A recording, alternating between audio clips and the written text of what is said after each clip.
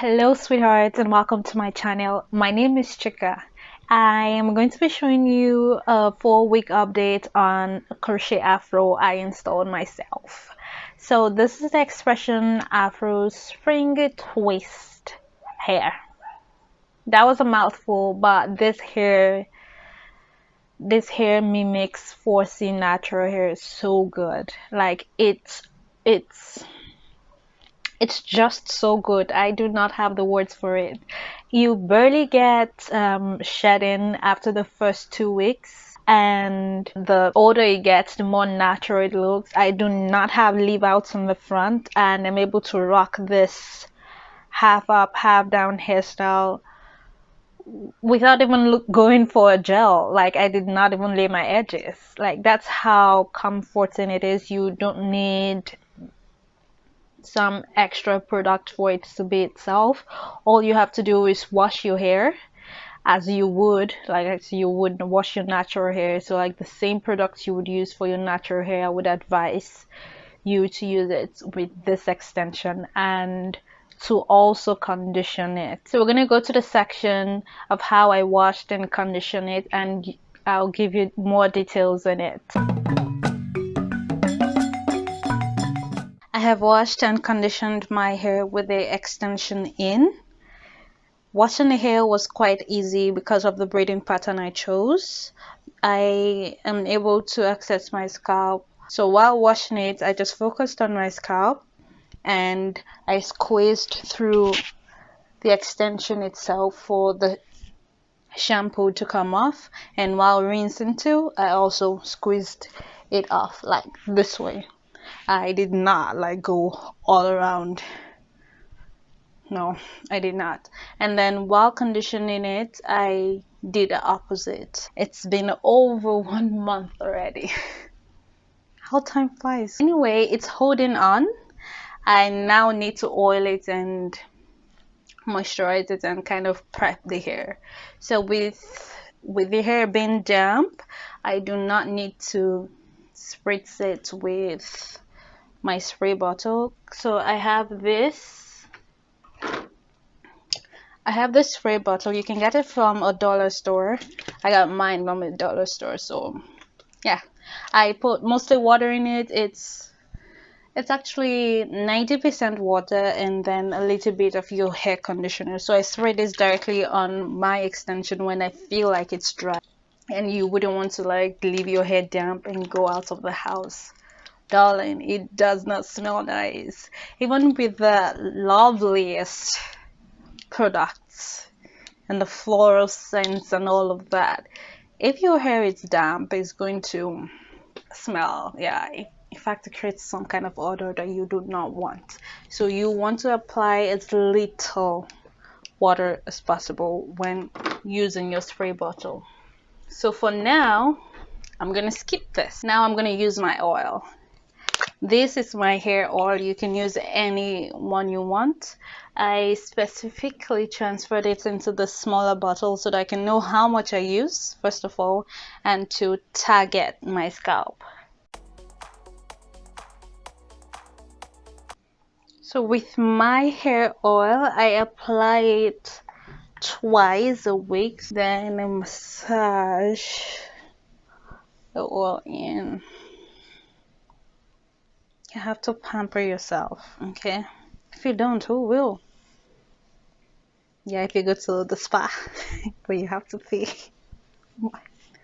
Anyway, for my hairline, since I do not have leave out, I do not have a specific routine for it. But not to confuse you, I also have another spray bottle. So this one is mostly conditioner, so it's thicker, and I use it for my hair in the front. I cannot spray this on the actual extension because it has more product and it will make my hair come out white. Oh my, spray some in my ear. I have low porosity hair, so whenever I want to use a leave-in conditioner or some cream-based product, I usually use this spray bottle, so I just put it in my spray bottle and add a little bit of water to make it a bit watery, and that way it gets absorbed better.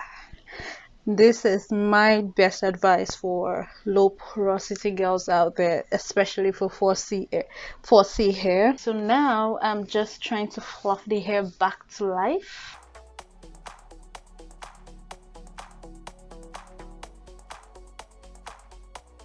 A little bit of oil on my hairline.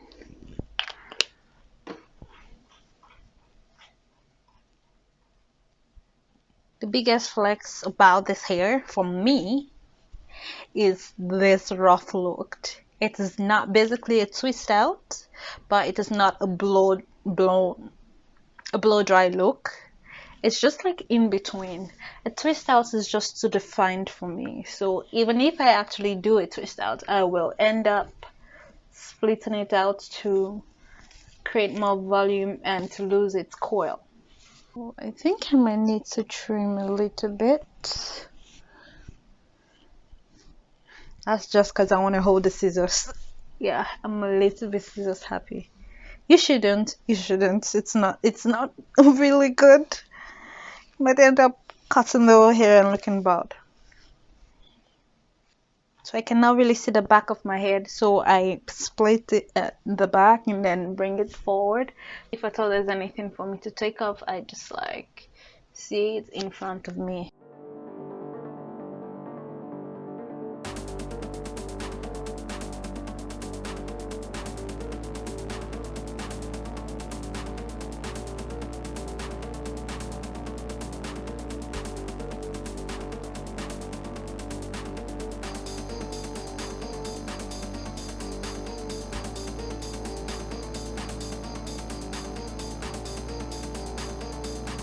At some point you might need a brush, but I wouldn't advise using the brush all through. I just use it on some places where I cannot give an even look. Brushing it so much will make it straight. You don't want that.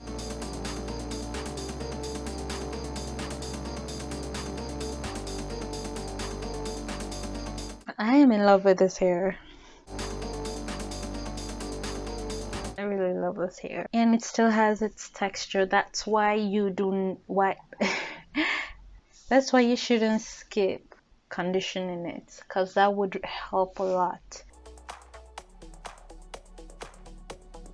So in conclusion, all you have to do is treat it like you would treat your natural hair.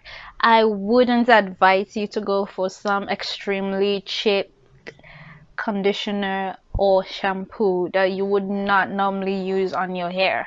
So something you know that won't go well with your natural hair, please darling, do not use it, okay? Because I tried that once and I paid for it. Okay?